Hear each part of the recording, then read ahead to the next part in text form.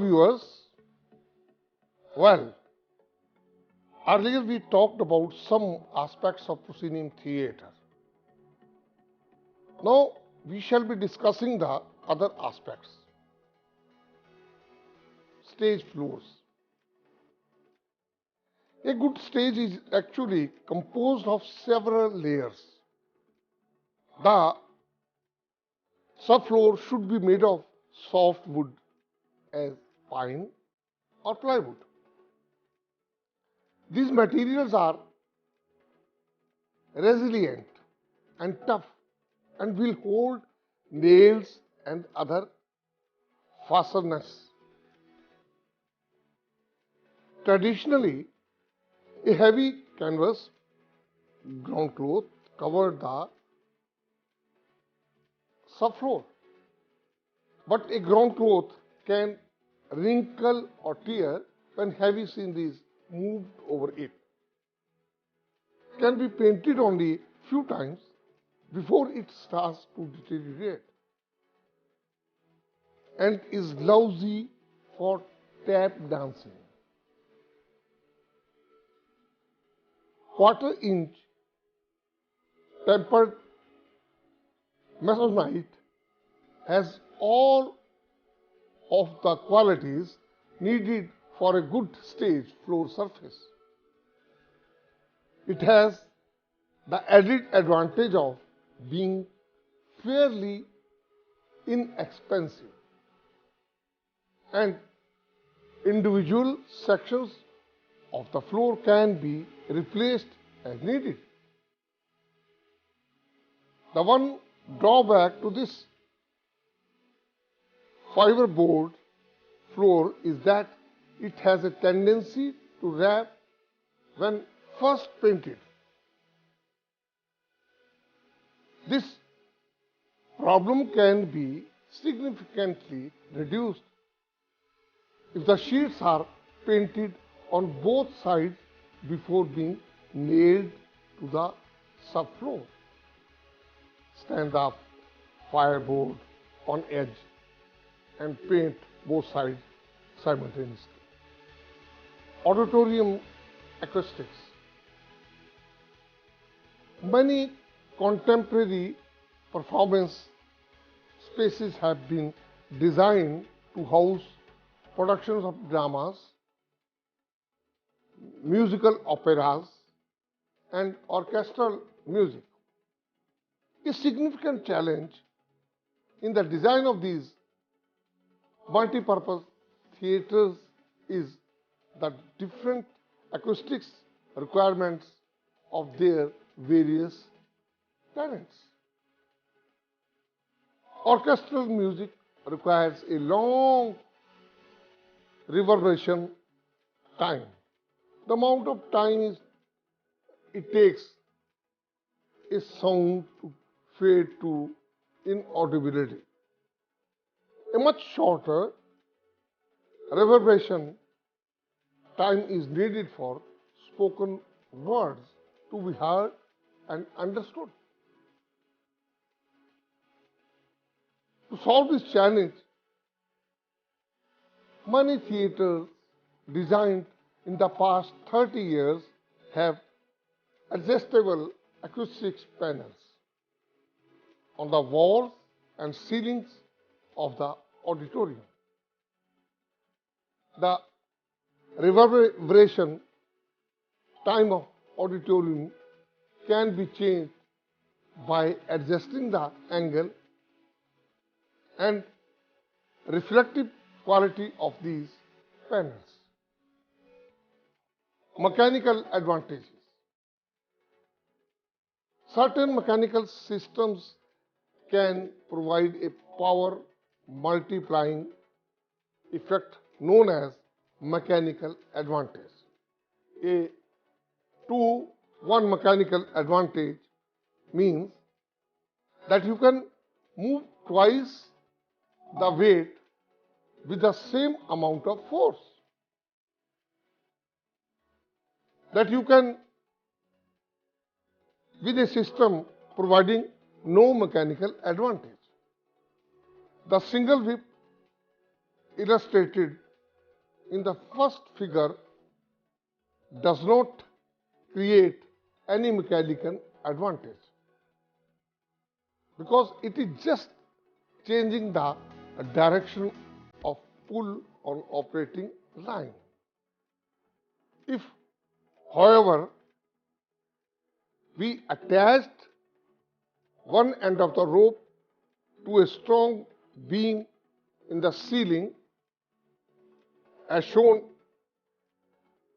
in the second figure, attach the pulley to weight we were trying to raise and then pulled up on the rope, we could create a 2-into-1 mechanical advantage. This system is called a running block. It is fairly easy to determine the mechanical advantage of any tackle, rigging, configuration. Simply count the number of lines that pass through the block. Don't count the operating line if it is hanging down from the last pass through the block, the housing for the pulley wheel. The total number of lines will be equal to the mechanical advantage for that particular block and tackle system. Friction reduces the actual efficiency of any block and tackle arrangement by 10% for each pulley sheave in the system. With block and tackle, you create increased lifting power, but you do so by losing speed. For example, with a double whip to 1 mechanical advantage, the load moves half the distance that the operating line travels, whereas the watch tackle 3-1 mechanical advantage moves the load 1/3 the distance that operating the line travels. Skydrop. The skydrop, also known as sky tab, is, as its name implies, used to simulate the sky. It is a large flat curtain without fullness, normally made of muslin or scenic canvas. It is usually hung on a batten as far as upstairs as possible. The skydrop has traditionally been dyed a uniform blue to help simulate the color of the sky. Current practice suggests that the skydrop should be made of unbleached fabric, which is off-white. This neutral color allows the lighting designer to create a sky color that is appropriate to the mood concept of the production. Cyclorama. The cyclorama, or cyc, is an expansion on the concept of the skydrop. Although the skydrop works very well for production that requires only a small patch of sky, it does not surround the set with the illusion of vast expanses of open sky. Historically, when plays began making this type of scenic demand, technicians responded by hanging two or more sky drops at almost right angles to the original curtain to provide a wraparound expanse of sky. Where the drops met, they were overlapped to prevent gaps in the smooth expanse of simulated sky. The cyc is made from one unbroken expanse of cloth. It is hung on a counterweighted pipe located outside the other counterweighted battens to reduce any possible interface between the two systems.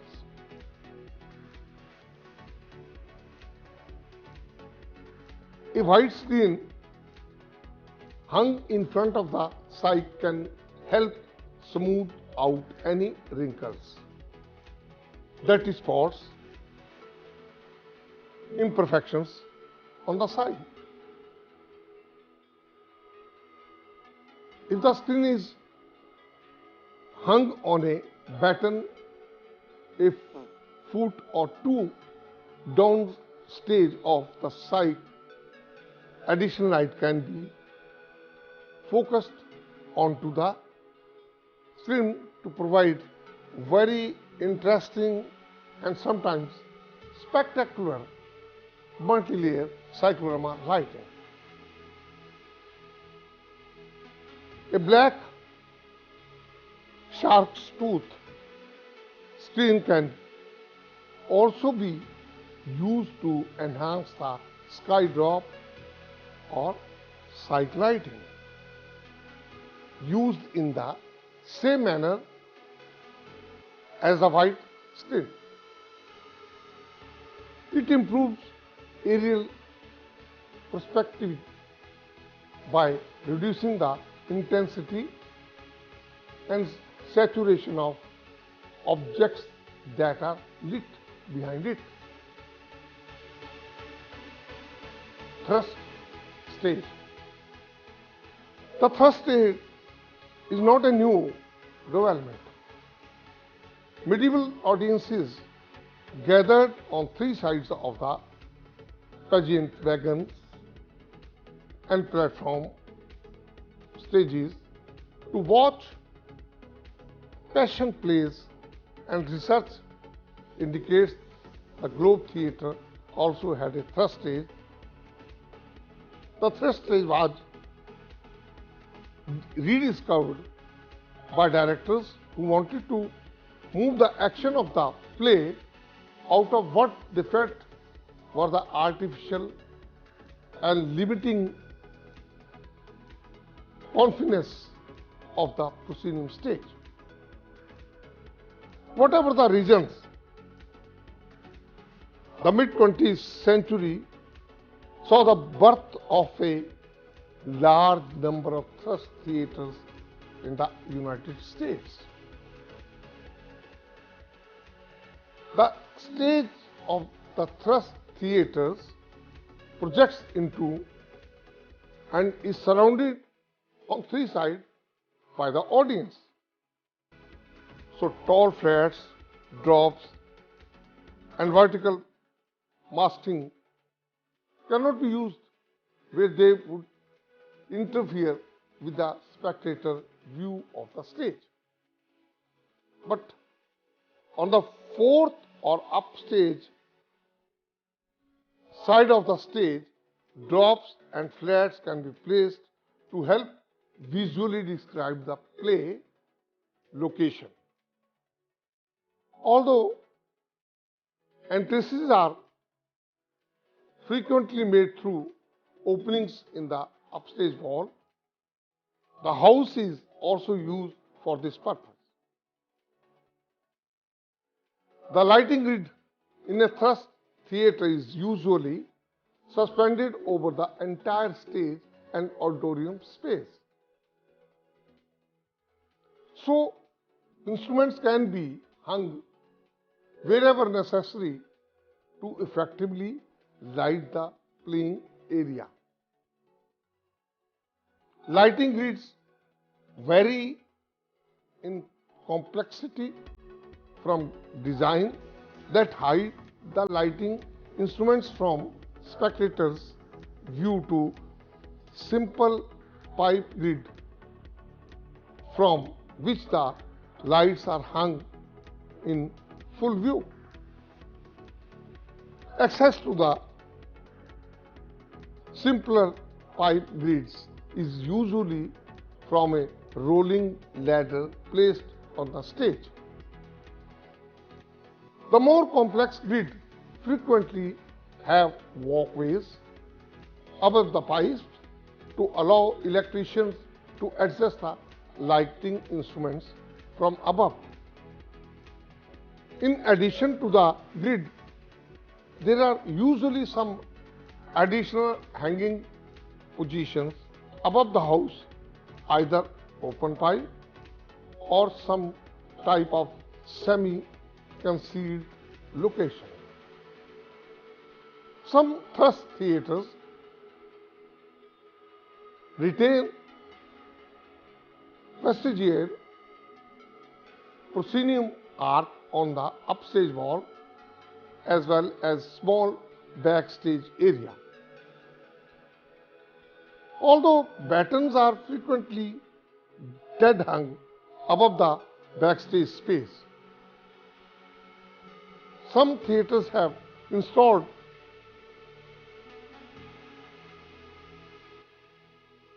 racket winches, rope set or counterweight set so the battens can be raised and lowered.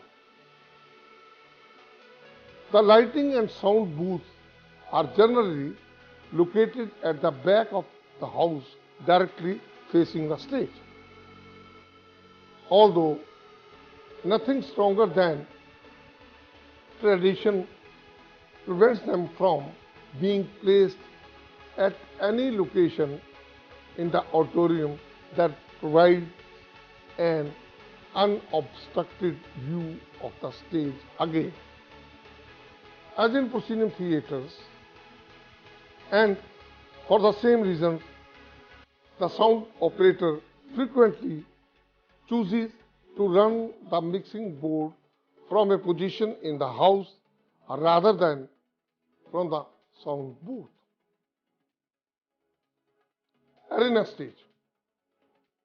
The arena stage is another step in the development of an intimate actor-audience theatre. The audience surrounds the stage and is much closer to the action of a play than in either the proscenium or thrust theatres. The scenery used on an arena stage is extremely minimal because the audience surrounds the stage. Designing for the arena theatre provide the challenge for the arena theatre.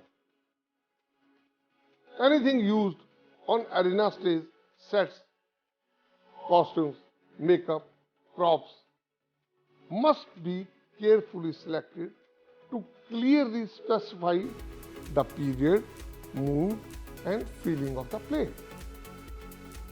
Additionally, everything must be well constructed because sits almost top of the stage and can see every construction detail. As in the thrust stage theatres, the space above the arena stage has a lighting grid rather than a fly loft. Lighting grid frequently covers not only the stage but the auditorium as well. The stage manager and the lighting and sound operator need to have a clear view of the stage. Many arena theatres have an elevated deck running around the perimeter of the auditorium to provide these people with a variety of potential work locations. Some arena theatres have a traditional lighting booth and sound control booth rather than flexible workstations. Thank you.